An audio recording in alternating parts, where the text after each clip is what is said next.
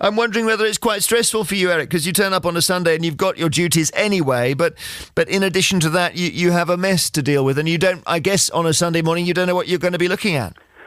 Well, that's true. I mean, what we have to do this time of the year when the bats are active is we put down bed sheets all over the place, and then on Sunday morning, the bed sheets have to be lifted up, taken outside, and shaken onto the grass.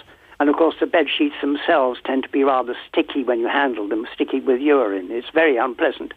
And in spite of that, it's quite common when people come to worship on a Sunday morning, they will have to brush off bat droppings from the pews before they sit down.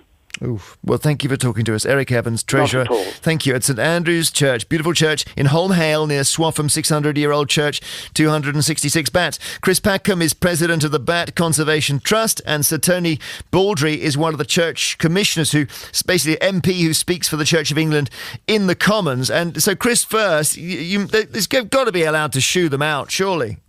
Well, let me first express sympathy for Eric's problem that he has at his church there. I very much appreciate that many of his parishioners don't want to come into that sort of mess.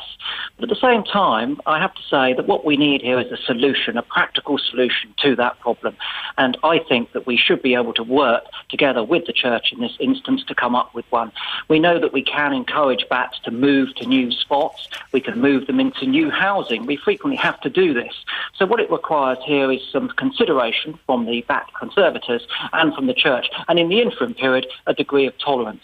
As you said in your introduction, bats have gone through a massive historical decline. They're a very important indicator species in our countryside. It's not just that the bats are disappearing, it's what they tell us about the whole health of that environment.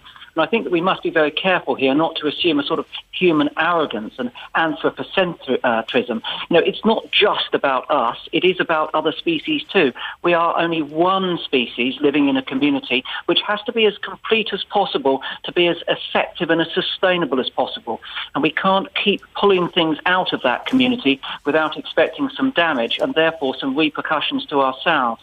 And bats are one of the groups of animals that we use to measure health of natural communities. And what's clear through their decline is that our communities in the countryside are not too healthy at the moment.